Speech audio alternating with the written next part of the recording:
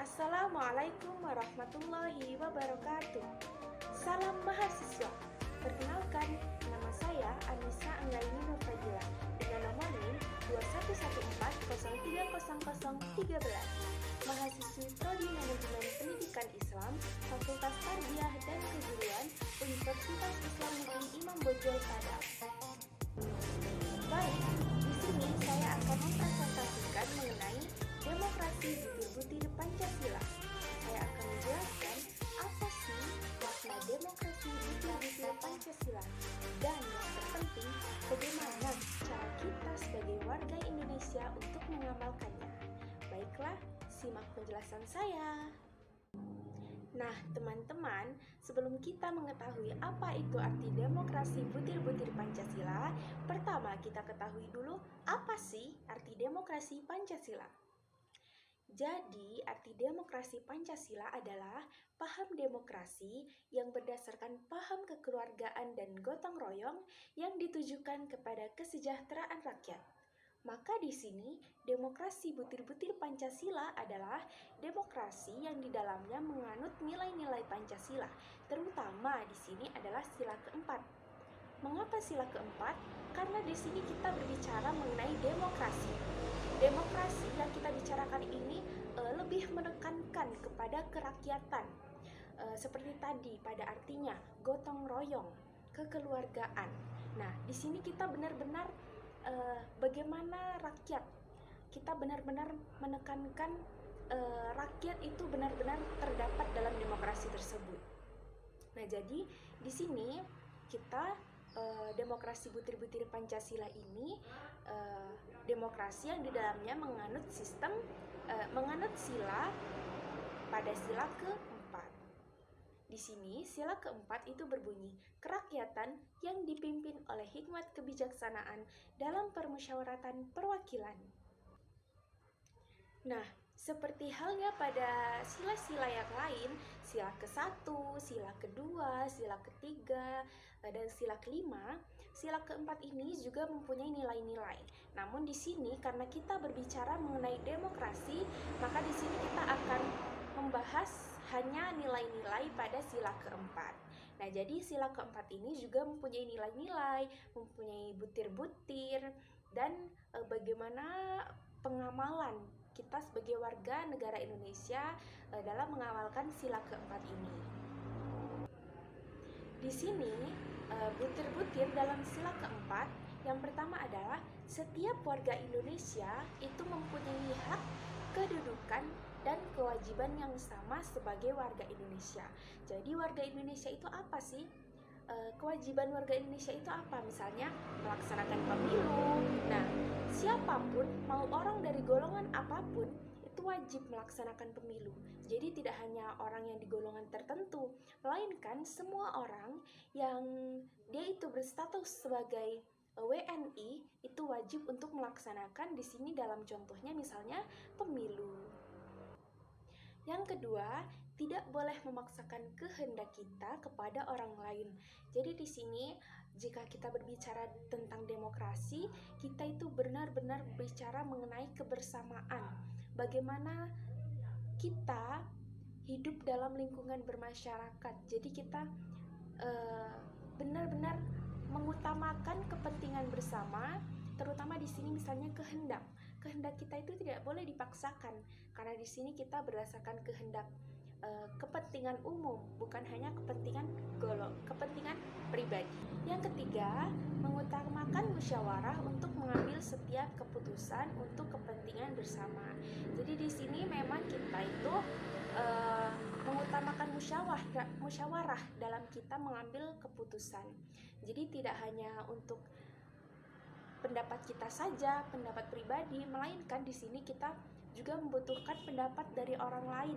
Bagaimana misalnya resikonya jika kita seperti ini dan gitu kita bisa sharing bagaimana sharing dari pemikiran kita seperti apa, dari pemikiran orang lain pun seperti apa. Nah, di situ bisa kita satukan untuk kita musyawarahkan dan akhirnya kita ambil keputusannya. Yang keempat, musyawarah mufakat itu diliputi dengan semangat kekeluargaan. Jadi di sini kita itu menghadiri musyawarah itu kita dengan semangat kekeluargaan kita. Jadi apapun pendapat kita yang kita keluarkan dan nanti apa yang akan kita terima, apa keputusan akhirnya itu bisa melapangkan hati kita. Jadi kita tidak iri, tidak menyimpan dendam karena kita meliputi semangat kekeluargaan. Di sini benar-benar bagaimana kekeluargaan kita, bagaimana saling keterikatan kita satu sama lain. Yang kelima, menghormati dan menjunjung tinggi setiap keputusan yang diambil. Jadi setiap keputusan apapun itu yang diambil, kita harus menghormatinya walaupun keputusan itu tidak sesuai dengan pendapat kita yang sebelumnya kita utarakan. Tapi di sini kita berdasarkan suara terbanyak, berdasarkan voting. Jadi itu sudah pasti bagaimana kita memandang untuk kedepannya, untuk kepentingan bersama. Yang keenam, dengan iktikat baik dan rasa tanggung jawab untuk kita melaksanakan hasil musyawarah tersebut. Jadi kita sudah berpendapat dalam musyawarah, kita sudah mengambil suara terbanyaknya, dan akhirnya pun keputusan akhirnya itu kita telah peroleh. Nah, keputusan akhir inilah yang harus kita laksanakan dengan sebaik mungkin. Kita harus bagaimana dengan cara iktikat baik kita harus melaksanakan keputusan itu, biar bagaimanapun juga itu tidak sesuai dengan kehendak kita, tapi itu sudah disepakati bersama, jadi kita harus melaksanakan dengan sepenuh hati. Yang selanjutnya, di dalam musyawarah itu diutamakan kepentingan umum di atas kepentingan pribadi atau golongan. Jadi di sini musyawarah ini kita benar-benar mengutamakan kepentingan umum. Bagaimana dampaknya jika kita mengambil seperti ini, dan itu sudah dipikirkan oleh banyak orang, tidak hanya oleh satu orang saja, melainkan oleh banyak orang yang menghadiri musyawarah tersebut. Jadi di sini kita bisa mengetahui bagaimana sebaiknya kita mengambil keputusan, bagaimana jika kita mengambil langkah ini, dan bagaimana jika kita mengambil langkah yang demikian. Yang selanjutnya, musyawarah dilakukan dengan akal sehat dan sesuai dengan hati nurani yang luhur. Jadi di sini kita dalam menghadiri musyawarah, dalam kita melakukan musyawarah itu tidak sedang marah. Misalnya kita sedang dendam, kita sedang emosi. Nah, jangan sampai musyawarah itu kita lakukan dengan kondisi pikiran kita yang demikian, karena jika kita demikian itu bisa mengganggu jalannya musyawarah tersebut, atau kita bisa terjadi nanti pilih kasih karena kita tidak senang dengan orang ini misalnya. Jadi kita tidak memperdulikan orang ini, melainkan kita egois dengan diri kita sendiri. Nah, itu jangan sampai terjadi dalam kita melakukan musyawarah. Yang selanjutnya, keputusan yang diambil itu harus dipertanggungjawabkan kepada Tuhan Yang Maha Esa. Jadi, terutama kita sebagai manusia, kita hanya hamba yang lemah. Jadi kita nggak bisa apa-apa kalau nggak ada pertolongan dari Tuhan, dari Allah. Nah, jadi keputusan apapun yang kita ambil itu harus dapat dipertanggungjawabkan. Nah, bagaimana kita dalam menjalaninya, pokoknya itu benar-benar harus mempertanggungjawabkannya. Itu urusan kita dengan Allah, karena ini keputusan itu benar-benar kita jalani, harus benar-benar kita jalani dan kita laksanakan. Dan yang terakhir, itu kita bisa memberikan kepercayaan kepada wakil-wakil yang dipercaya untuk melakukan musyawarah. Jadi di sini siapa misalnya pendapat kita, orang ini bisa melakukan musyawarah. Nah, kita bisa meyakini mereka untuk melakukan musyawarah tersebut. Bagaimana baiknya, bagaimana kedepannya, dan sebagainya. Nah, teman-teman, itu tadi adalah 10 butir dalam sila keempat, di sini dalam demokrasi butir-butir Pancasila. Nah, itu merupakan nilai-nilai dalam sila keempat, itu juga bisa menjadi kewajiban kita sebagai warga Indonesia itu dalam menjalankan sila keempat. Jadi kita wajib untuk melaksanakan hal-hal yang tadi sudah saya sampaikan. Nah, itu untuk kepentingan kita bersama. Jadi dengan kita melaksanakan hal-hal tersebut, kita akan mendapatkan banyak keuntungan. Tidak hanya keuntungan untuk kita sendiri, melainkan keuntungan itu untuk bisa dirasakan oleh orang lain, terutama untuk negara ini. Nah, ini dia bagian yang tidak kalah pentingnya dalam pembahasan kita kali ini, terutama kita ini sebagai warga negara. Kita benar-benar harus melakukan kegiatan ini, melakukan hal ini. Apa itu? Yaitu bagaimana cara pengamalan kita dalam demokrasi Pancasila. Nah, jadi secara umum di sini bagaimana cara kita mengamalkan demokrasi Pancasila itu di sini terdapat 5 bidang, yaitu ada bidang politik, bidang agama, bidang ekonomi, bidang keamanan, dan yang terakhir adalah bidang sosial budaya. Oke, kita bahas satu persatu. Kita memasuki yang pertama yaitu bidang politik. Nah, jadi dalam bidang politik ini kita bisa mengamalkan demokrasi Pancasila itu dengan kita menghargai kebebasan berorganisasi, baik organisasi kemasyarakatan, agama, sosial maupun politik. Jadi di sini kita sebagai individu, kita bebas memilih organisasi apa saja yang ingin kita ikuti. Tapi ada satu syaratnya, yaitu kita harus saling menghargai, harus saling menghormati. Memang setiap organisasi itu mempunyai keunggulan masing-masing, dan di antara keunggulan itu juga kita pasti mempunyai kelemahan.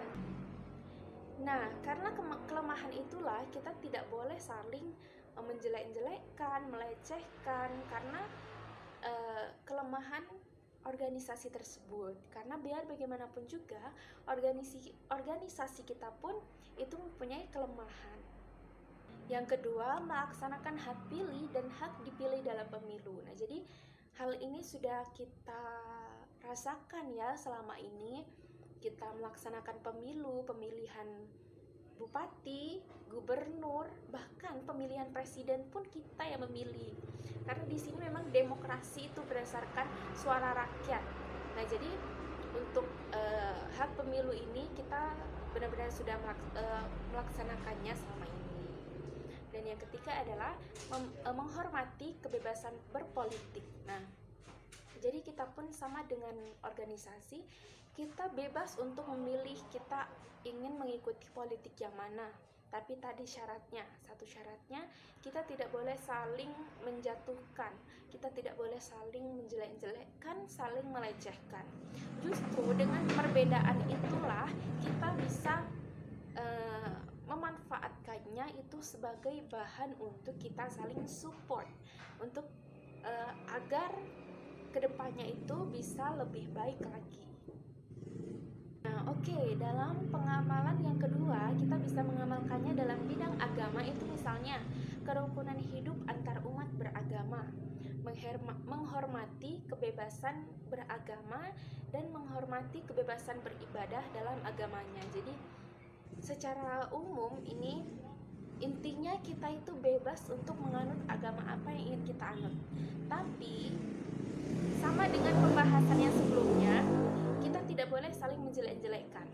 Biar bagaimanapun juga kita itu satu. Kita adalah warga Indonesia yang hanya berbeda bagaimana agamanya atau yang tadi bagaimana organisasinya. Justru perbedaan tersebutlah yang akan membuat kita yang akan mengandung keberagaman. Nah, keberagaman itulah yang bisa menjadikan keunikan kita tersendiri. Dan kita justru dengan keberagaman itu, kita menjadikannya untuk sebagai support, sebagai kita untuk menjadi manusia yang lebih baik lagi. Dan kita bisa belajar antar sesama, walaupun kita berbeda.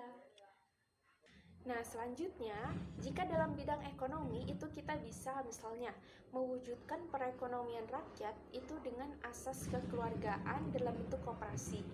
Yang kedua, melakukan kerjasama antara pengusaha kecil dan pengusaha besar. Dan yang terakhir, melakukan kerjasama yang baik antara pengusaha dengan peminjam awal. Jadi dalam ekonomi ini kita benar-benar ditekankan bagaimana kita untuk mewujudkan perekonomian rakyat itu. Nah, di sini misalnya ada pengusaha besar dan pengusaha kecil, bukan berarti pengusaha besar itu seenak hati untuk menjelekkan pengusaha kecil. Justru mereka itu bisa saling belajar. Pengusaha besar bisa belajar dengan pengusaha kecil, dan begitu juga sebaliknya. Dengan demikian, kita bisa mewujudkan perekonomian itu yang lebih baik lagi dan juga kehidupan negara yang lebih baik lagi. Nah, jika dalam bidang keamanan itu kita bisa melakukan misalnya kita melaksanakan piket siskamling, kita mendamaikan tetangga yang bertikai, dan kita melakukan musyawarah untuk menghindari pencurian dan penyalahgunaan narkoba. Jadi di sini misalnya sudah terjadi di desa, ada piket siskamling. Nah, kita yang sudah mendapatkan tugas itu, sudah mendapatkan jadwal itu, ya kita laksanakan. Toh, ini juga untuk kepentingan kita bersama, untuk kemakmuran rakyat yang ada di desa tersebut. Dan kita melakukan musyawarah untuk menghindari pencurian, gunanya untuk agar desa kita nantinya itu bisa aman dari pencuri dan rakyat yang hidup di dalamnya pun bisa dengan aman menjalani kehidupannya tanpa dengan adanya rasa takut, rasa was-was, dan sebagainya. Jika dalam bidang sosial budaya itu kita bisa misalnya memberikan pertolongan kepada masyarakat yang terkena musibah atau yang menjadi korban bencana alam. Terus kita juga bisa menumbuhkan rasa solidaritas dan kesetiakawanan bersama pemerintah untuk memberantas kemiskinan. Dan juga kita, terutama ini yang lebih penting, kita hidup bergotong royong. Jadi misalnya ada tetangga yang terkena musibah, kita bisa bergotong royong untuk misalnya membangun apa yang diperlukan. Atau di sini misalnya yang sering terjadi itu jika ada tetangga yang sedang hajatan, nah itu kita bisa membantu. Bagaimana kita hidup, bagaimana kita membantunya, dan juga kita berguna untuk kehidupan kita sebagai masyarakat juga, supaya nanti jika kita membutuhkan bantuan, masyarakat tersebut juga tidak segan untuk membantu kita, karena di sini kita hidup saling bergotong royong. Nah, itu tadi bagaimana pengamalan kita, bagaimana kita sebagai warga negara untuk mengamalkan demokrasi Pancasila ini. Nah, itu sangat berguna ya, terutama kita saat ini hidup di era modern. Dan juga di sini kita singgung sedikit bahwa kita di sini sebagai makhluk sosial. Kita di sini hidup saling ketergantungan. Kita masih membutuhkan manusia lain untuk bagaimana jalan hidup kita. Apakah bagaimana nanti pendidikan kita? Toh kita masih membutuhkan manusia lain. Jadi kita di sini dalam demokrasi Pancasila itu kita tidak hidup atas kehidupan kita sendiri, melainkan kita di sini hidup bersama orang lain. Kita membantu orang lain, toh kita juga akan mendapatkan timbal baliknya. Maka orang lain itu pun akan membantu kita. Nah, dengan demikian kita akan mendapatkan keuntungan, tidak hanya kita sendiri yang merasakan, melainkan juga orang lain dan bahkan negara pun akan merasakan keuntungan tersebut. Nah, teman-teman, akhirnya kita sampai kepada penghujung video saya. Saya menyadari masih terdapat banyak kekurangan dalam video ini, baik dalam cara saya menyampaikan maupun dalam materinya sendiri. Terima kasih atas segala perhatiannya. Semoga kita bisa menjadi warga negara yang baik terutama di sini kita bisa menjunjung tinggi persatuan dan kesatuan, kita bisa menghormati satu sama lain, dan kita bisa menjalani kewajiban kita sebagai warga negara. Akhir kata, billahil hidayah wa taufiq wal inayah. Wassalamualaikum warahmatullahi wabarakatuh.